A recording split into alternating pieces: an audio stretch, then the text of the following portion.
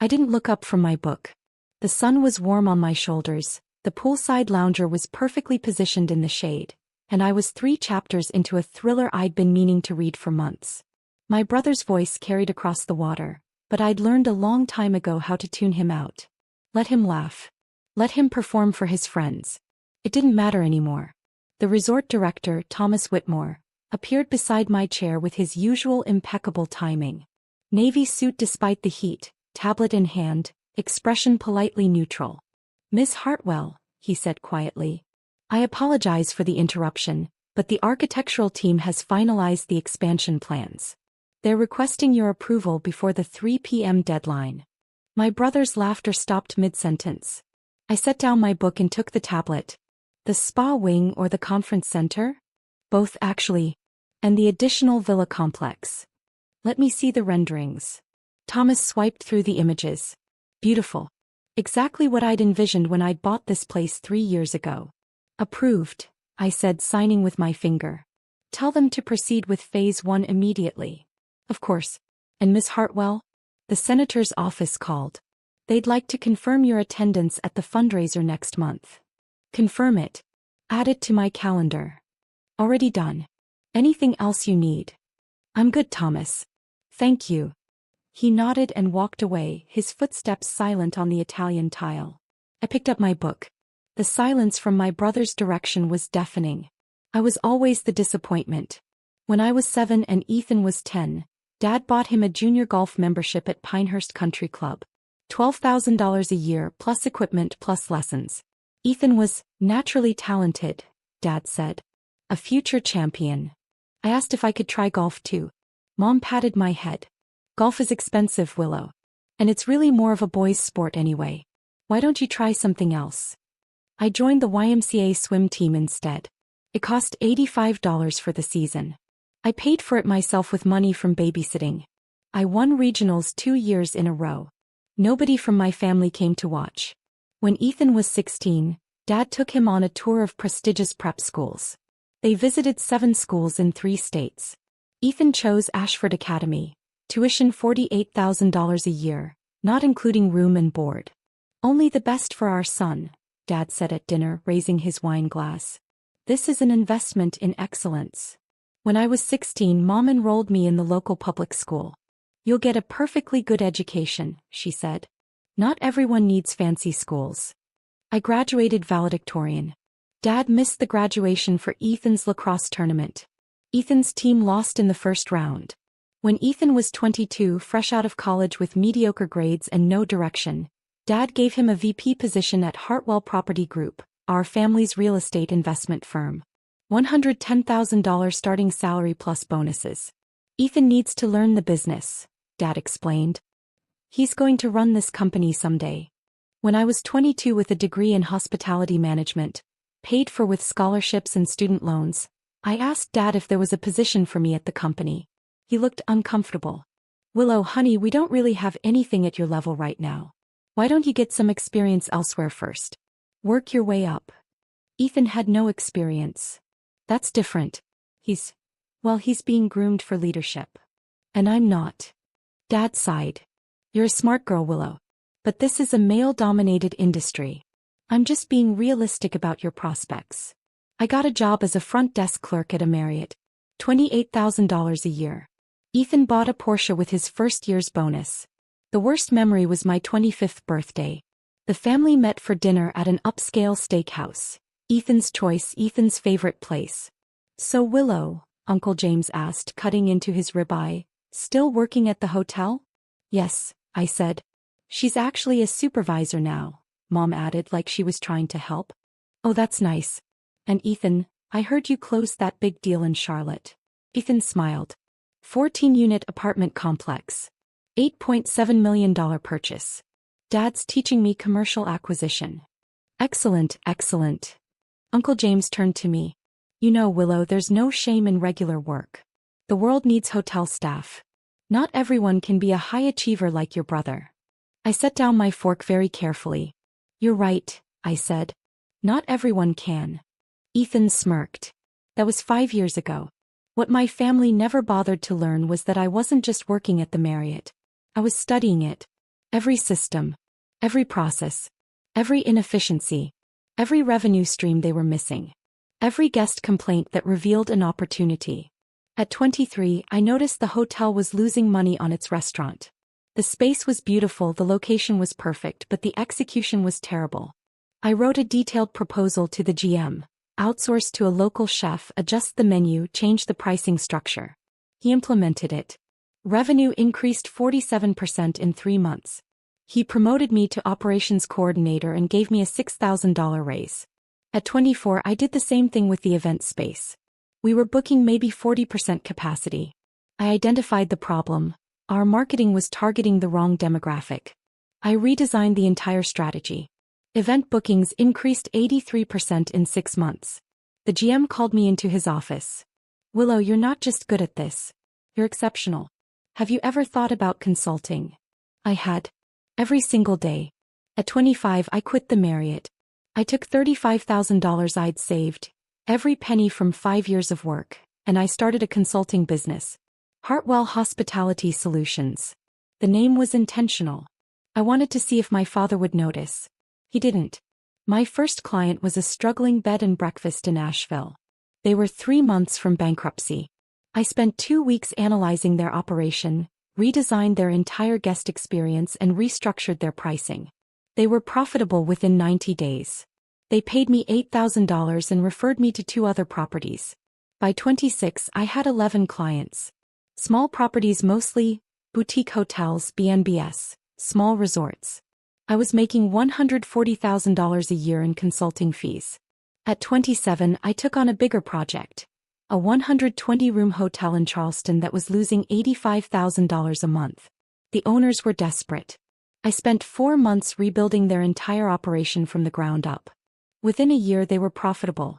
They paid me $95,000 in fees and a percentage of their turnaround profits. Another $47,000. That's when I stopped consulting and started buying. The first property I bought was a 24-room boutique hotel in Savannah. It was beautiful but mismanaged. Occupancy at 31%, bleeding money, headed for foreclosure. I bought it for $2.8 million. I put down $850,000, every dollar I had, and financed the rest. Everyone thought I was insane. "Willow," Mom said when she somehow heard about it, "that's a huge risk.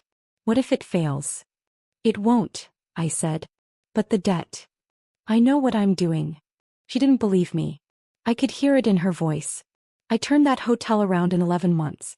Redesigned the rooms, retrained the staff, rebuilt the marketing. Occupancy hit 87%. Revenue increased 340%. I refinanced at the higher valuation and pulled out $1.2 million in equity. I bought a second property. Then a third. By 30, I owned 6 properties across the Southeast.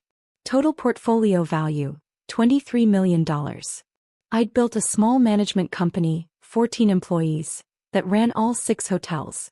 My family still thought I worked in hotel management. They weren't entirely wrong, I suppose. At 31, everything changed. A 127-acre resort in the Blue Ridge Mountains came on the market. Azalea Ridge Resort. It had been a high-end destination in the 1980s. Tennis courts, golf course, spa, 3 restaurants, 180 rooms. Now it was bankrupt. The facilities were outdated. The brand was dead. It was a disaster. The asking price was $34 million. Nobody wanted it. Too much work, too much risk. I spent 3 days walking the property. I saw what it could be. I made an offer. $28 million with $8 million down and seller financing on the rest. They accepted. Everyone in the industry thought I'd destroyed my career. "That property is cursed," a colleague told me. 3 owners have gone bankrupt trying to save it. I spent $11 million renovating. New rooms, new restaurants, new spa, updated golf course. I rebranded it as Azalea Ridge Resort and Club, a members-only destination resort with limited public access. Membership fees. $85,000 initiation, $12,000 annually. People said I was crazy. Nobody would pay that in the mountains. I sold 340 memberships in the first year. That was 3 years ago. Today, Azalea Ridge Resort and Club is valued at $95 million. We have 820 members.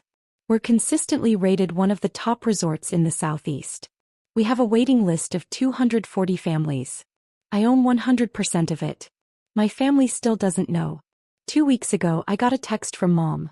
Family gathering at Azalea Ridge July 20th to 22nd. Your father's 65th birthday. You should come. Ethan's treating us, he's a member now. I stared at that text for a long time. Ethan was a member of my resort, using the membership Dad had probably paid for as a gift. The irony was almost beautiful. I checked the reservations system. Sure enough, Ethan Hartwell. Executive Villa 3 nights. Plus a cabana reservation by the pool for Saturday afternoon. I texted back, I'll be there. Mom responded immediately, oh wonderful. We haven't seen you in so long. You can stay in one of the regular rooms. Ethan's villa is the nice one. I'll make arrangements, I texted. I had Thomas book me into the owner's residence. A private 4,000 square foot villa on the property that wasn't available to guests or members. Only I stayed there. I drove up Friday afternoon. Checked in through the private entrance. Unpacked. Changed into a simple sundress and sandals. Then I walked down to the main pool.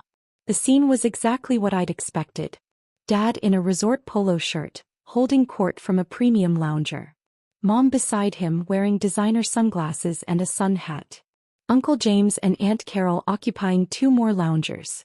And Ethan standing by the infinity pool with 3 of his friends, all of them holding craft cocktails and laughing loudly. I took a lounger on the far side.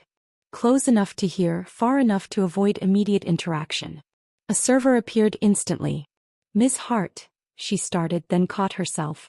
Can I get you anything? I'd trained the staff well. My identity was strictly confidential. Guest privacy was paramount, but owner privacy was absolute. Iced tea please, I said. Unsweetened. Right away. I pulled out my book and started reading. Ethan's voice carried across the pool. This place is incredible, right?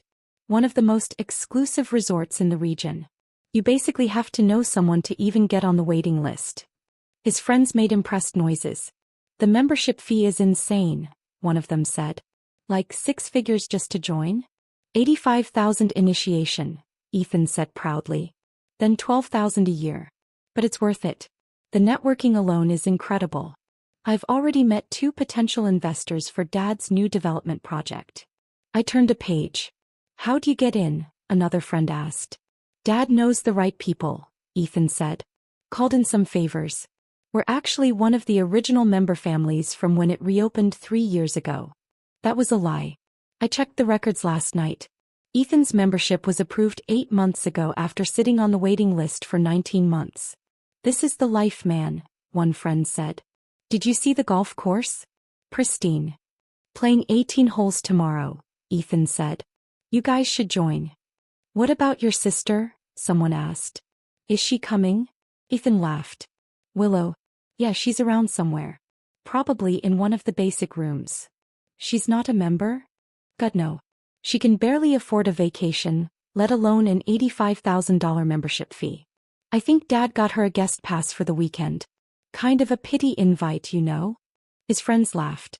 That's harsh, man, one said, but he was smiling. It's reality, Ethan said.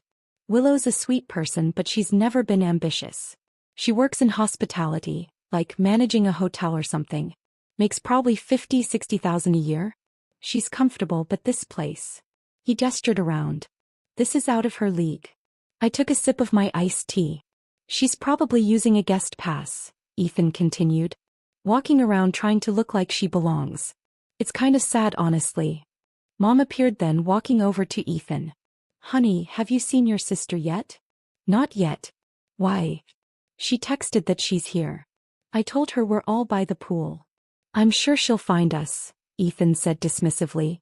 This place isn't that big. Well, when you see her, be nice, Mom said. She doesn't get to experience places like this very often. This is special for her. Sure, Mom. Mom walked back to her lounger. Ethan turned to his friends. See what I mean? Even Mom feels bad for her. I finished my chapter. Thomas appeared beside my chair, right on schedule. I texted him 5 minutes ago. Miss Hartwell, he said, his voice low but not quiet enough. I apologize for the interruption. but the architectural team has finalized the expansion plans. They're requesting your approval before the 3 p.m. deadline. The conversations around the pool stopped. Ethan turned around. He saw me for the first time.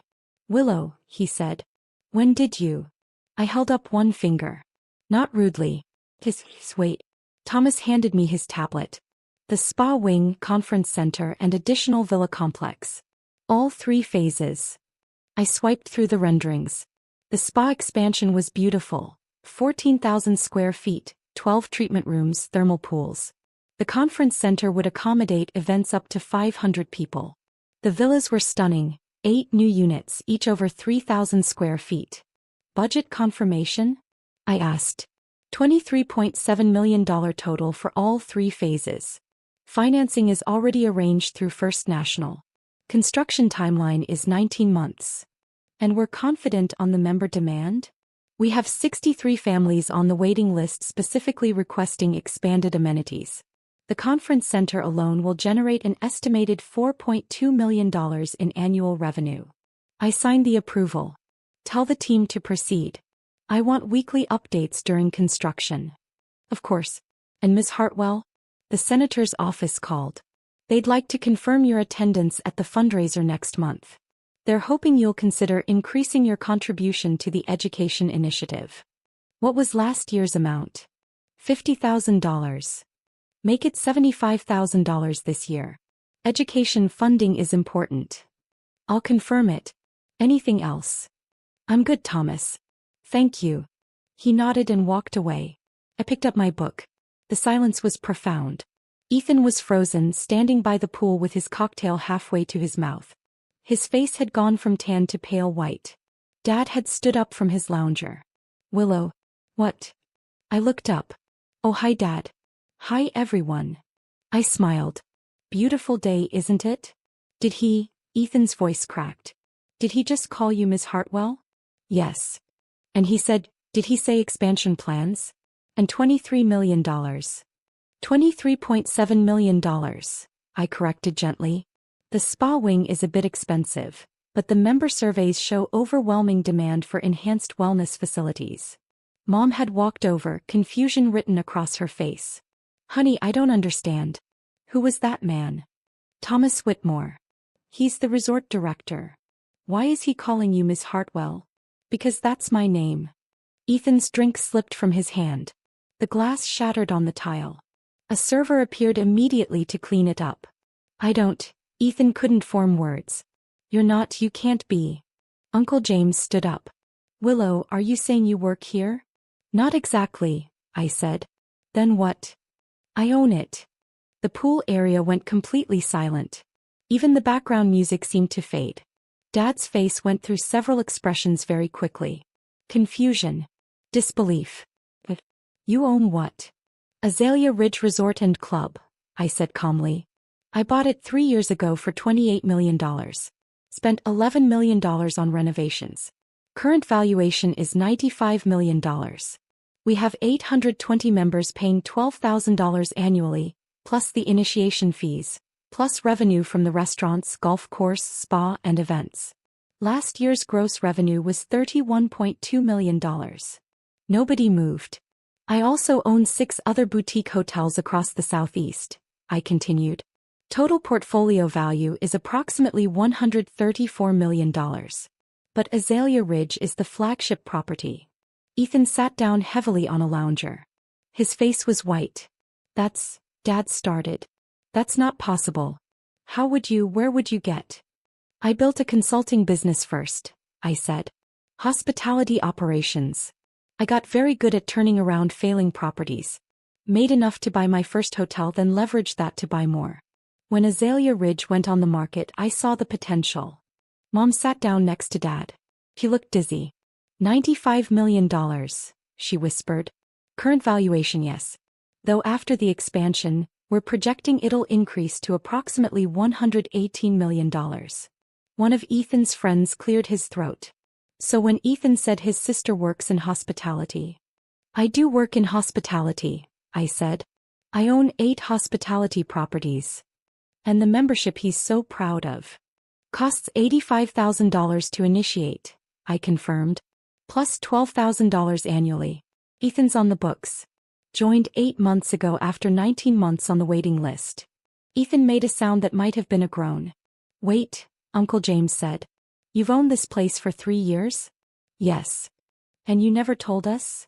You never asked what I was doing, I said simply. When we saw each other at Christmas 2 years ago, Uncle James, you asked if I was still working at that hotel. I said yes. Because I was working on this hotel. But you didn't ask for details, so I didn't elaborate. Willow, Dad said, his voice strange. Why didn't you tell us? We're your family. I set down my book. Dad, I said quietly, when I was 22 and asked for a job at Hartwell Property Group, what did you say? He opened his mouth. Closed it. You said I should get experience elsewhere first. Work my way up. That the real estate industry was male-dominated and you were being realistic about my prospects. I was trying to protect you. You were telling me I wasn't good enough. That's not. Ethan got a VP position with no experience. I had a degree and a proven track record at Marriott. But you gave him $110,000 and a company car. You gave me advice to lower my expectations. The pool area was silent. When I bought my first property, I continued, Mom told me it was a huge risk and asked what would happen if I failed. Nobody asked what would happen if I succeeded. Mom looked like she might cry. At Uncle James's birthday party last year, I said, Aunt Carol asked me if I was still working reception at hotels. I told her I was in management. She patted my hand and said there was no shame in regular work. That not everyone could be ambitious like Ethan. Aunt Carol's face had gone red. 3 months ago, I said, looking at Ethan, you posted on Facebook about making the deal of a lifetime, a $3.2 million property acquisition. Dad commented that he was proud.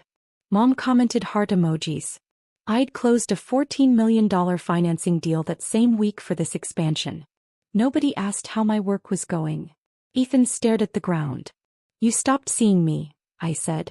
All of you. You decided who I was. The disappointing daughter, the underachieving sister, the one who needed pity invites to nice places. So I stopped trying to prove otherwise. I just built my life. Without you. Willow, Mom said, tears in her eyes now. We didn't mean to. You did, I said. Not angrily. Just factually. You meant every comparison. Every dismissal. Every time you celebrated Ethan and forgot to ask about me. Those weren't accidents. Those were choices. Thomas appeared again. Miss Hartwell? I apologize, but the contractor for the spa renovation just arrived.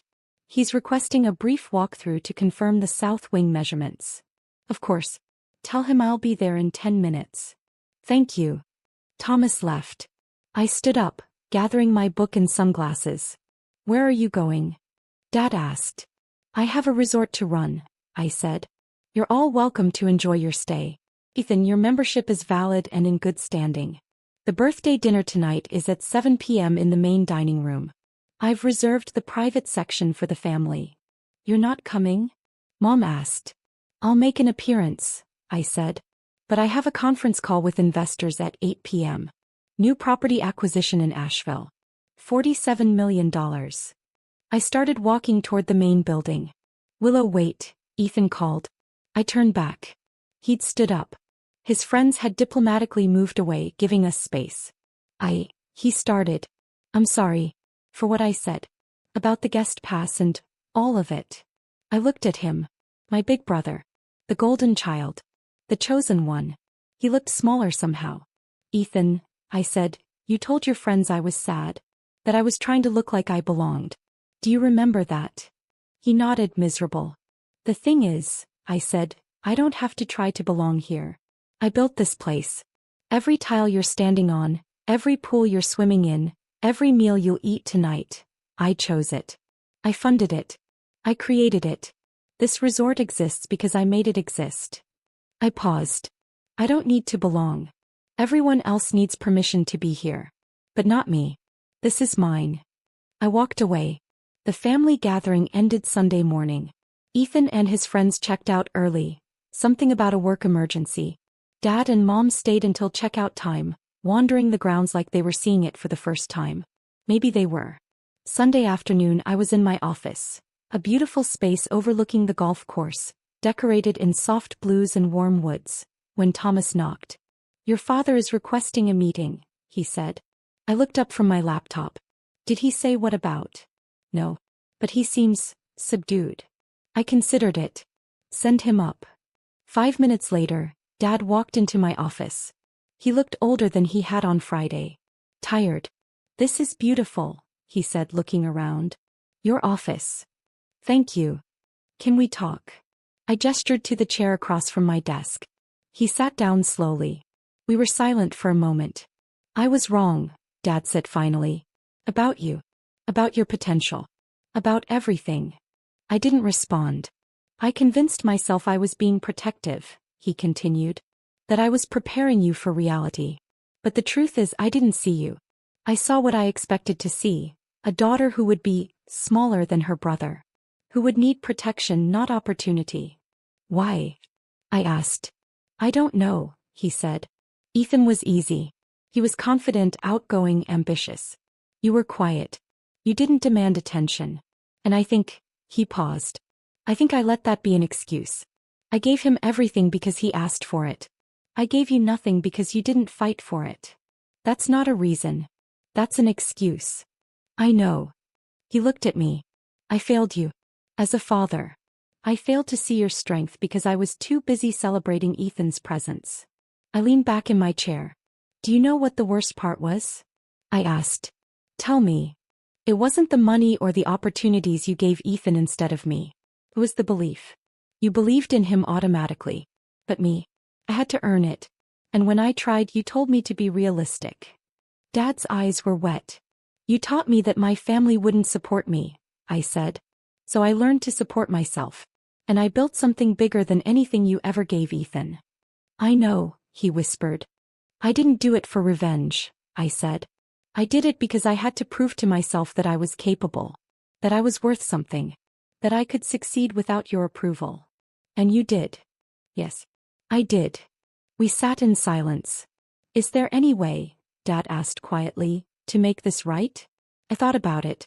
"I don't know," I said honestly. "You can't give me back 20 years of feeling less than.